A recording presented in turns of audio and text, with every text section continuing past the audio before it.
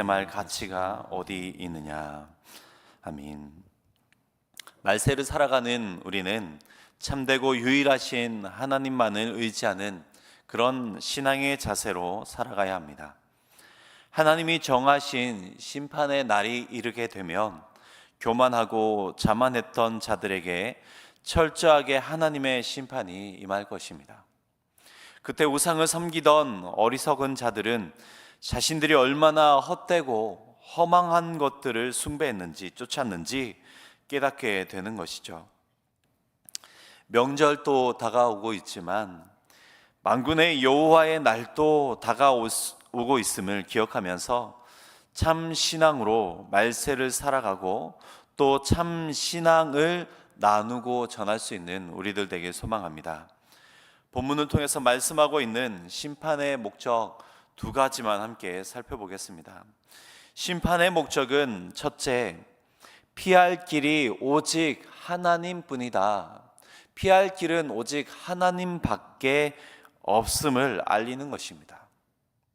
먼저 하나님의 심판의 대상들을 12절부터 언급하고 있는데 한번 보겠습니다.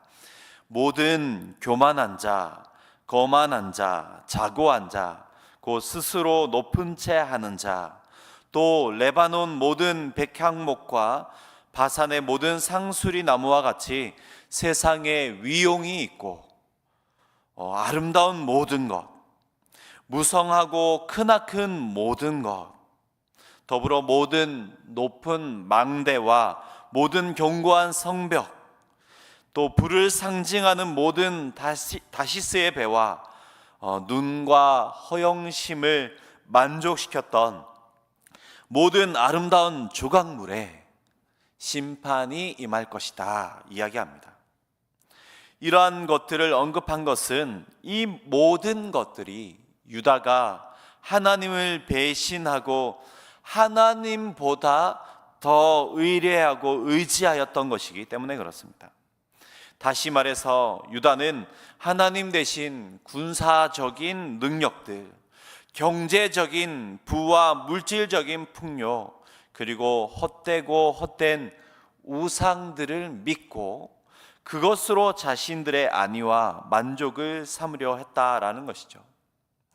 그러므로 하나님은 심판을 말씀하고 계신 것입니다. 하나님의 심판이 임할 때 사람들의 반응은 19절의 말씀과 같이 될 것이다 설명합니다. 사람들이 암혈과 토굴로 들어가서 여호와께서 땅을 진동시키려고 일어나실 때에 그의 위엄과 그 광대하심의 영광을 피할 것이라. 암혈은 말 그대로 바위로 만들어진 굴을 말하는 것인데 전쟁이나 삶의 위기가 닥칠 때에 사람들이 찾는 견고한 피난처를 일컫는 것입니다. 그리고 토굴은 사람들이 임시로 피난하기 위해 마련한 것으로 암열보다는 견고하지는 못해도 가까운 곳에 있는 그런 피난처를 일컫는 것입니다. 이사야는 사람들이 그러한 암열과 토굴로 들어가서 하나님의 위엄과 그 광대하심의 영광을 피할 것이라 말하고 있는 것입니다. 하지만 19절에서 이사야가 이렇게 말하는 것은 정말로 그렇게 피하는 것이 좋을 것이다, 그렇게 피하는 것이 옳다라고 이야기하는 것이 아닙니다. 그렇게 피한다고 해도 세상 어디에도 하나님의 심판을 피할 것은 없으며 그것을 시도하는 자는, 그렇게 시도하는 자는 도리어 어리석고 무지한 자일 뿐임을 표현하고 있는 것이죠. 전능하신 하나님, 전지하신 하나님의 심판 앞에서 인생이 피할 곳이란 어디에도 존재하지 않는다라는 것입니다. 천지와 만물을 지으신 하나님, 온 땅과 하늘 위에 충만하시며 사람의 머리카락까지도 그 하나까지도 다 세시는 바 되시는 그 하나님 앞에서 죄인이 자신을 감출 만한 처소는 감히 어디에도 없다라는 것입니다. 그래서 다윗도 이렇게 고백하였습니다. 시편 139편의 7절부터 보시면 내가 주의 영을 떠나 어디로 가며 주의 앞에서 어디로 피하리이까?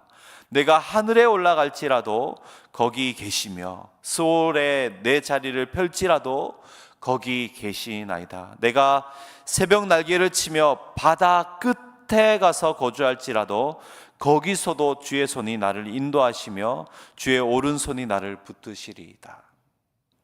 하늘에 올라갈지라도 스올의 자리를 펼지라도 바다 끝에 거할지라도 하나님을 피할 수 없음을 고백하였던 것입니다. 아무리 높은 곳에 오른들, 아무리 깊은 곳에 거한들, 또 아무리 낮은 곳에 거한다 해도 에서 또 아무리 멀리 간다 할지라도 하나님을 피할 곳은 그 어디에도 존재하지 않습니다. 결국 하나님의 위엄과 그 광대하심의 영광을 피할 곳은 어디에도 없는 것인데, 피할 길, 견고한 망대가 하나 있다면 그것은 바로 하나님이다, 하나님뿐이다 라고 역설적으로 강조하고 있는 것이죠. 시편 61편 3절에서 4절의 다윗의 고백에서도 주는 나의 피난처시요 원수를 피하는 견고한 망대이심이니이다. 내가 영원히 주의 장막에 머물며 내가 주의 날개 아래로 피하리이다. 또 잠언 18장 10절에서도 이렇게 말합니다. 여호와의 이름은 견고한 망대라 의인은 그리로 달려가서 안전함을 얻느니라. 심판의 날에 하나님의 위엄과 그 광대하심의 영광의 심판을 피할 수 없지만 심판주 하나님을, 그 하나님을 구원의 하나님으로 알고 의지하는 자, 구주 예수님을 믿고 따르는 자마다 멸망치 않고 그 날개 아래서 안전함을 누리게 될 줄 믿습니다. 그분께 의지하고 그 날개 아래 거하기만 한다면 하나님은 그러한 자들을 반드시 건지실 것임을 시편 22편 4절에서 5절은 분명히 말씀합니다. 우리 조상들이 주께 의뢰하고 의뢰하였으므로 그들을 건지셨나이다. 그들이 주께 부르짖어 구원을 얻고 주께 의뢰하여 수치를 당하지 아니하였나이다. 시편 23편에서도 다윗도 이렇게 고백하였죠. 사망의 음침한 골짜기를 지날 때에도 해를 두려워하지 않고 지나게 되며 잔이 넘치도록 축복과 만족을 누리게 되더라 라고 고백하였습니다. 다르게 의지하고 붙잡았고 그렇게 있었던 지푸라기들을 다 내려놓고 말세의 때에 더욱 하나님을 피난처로 삼는 우리들 되길 소망합니다. 아울러 특별한 전도의 계절입니다. 우리 주변을 다시 한번 돌아보시면서 말세의 때를 살아가면서도 아직 말세의 때인 줄도 모르고 있는, 또 아직 하나님을 알지 못하고 있는 이들, 하나님을 안다고 하지만 여전히 암혈과 토굴을 피난처로 삼는 그런 이들이 수없이 있습니다. 이러한 인생들도 다른 지푸라기를 붙잡지 않고 참 피난처, 견고한 망대이신 하나님을 만나고 하나님이 주시는 참 만족과 축복을 누릴 수 있도록 더 이상 그러한 축복된 삶을 미루지 않도록 엄중하고도 담대히 전할 수 있는 우리들 되길 소망합니다. 심판의 본질적인 목적 두 번째는 파괴가 아니라 회복에 있다라는 것입니다. 17절 말씀입니다. 그날에 자고한 자는 굴복되며 교만한 자는 낮아지고 여호와께서 홀로 높임을 받으실 것이요. 17절에서도 비슷한 표현이 나타납니다. 그날에 눈이 높은 자가 낮아지며 교만한 자가 굴복되고 여호와께서 홀로 높임을 받으시리라. 심판에 대해서 계속해서 반복하고 있는데 반드시 이루어질 수밖에 없는 그 심판의 확실성을 강조하면서도 심판의 목적도 함께 강조하고 있는 것입니다. 많은 사람들이 심판이라고 하면 상이나 벌, 또 천국과 지옥 등을 떠올릴 것입니다. 하지만 하나님께서 심판을 내리시는 가장 궁극적인 목적, 참 목적은 바로 회복에 있다라는 것을 놓쳐서는 안 된다 말씀하고 있는 것이죠.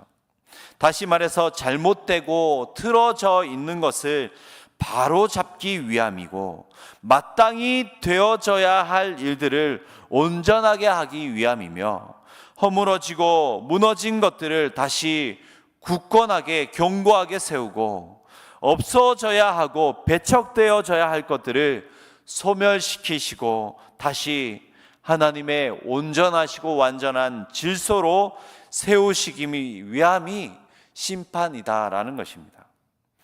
17절에 나타난 자고함, 교만함이라는 것은 본래 피조물인 인생이 하나님 앞에서 결코 가질 수가 없는 태도들인 것이죠.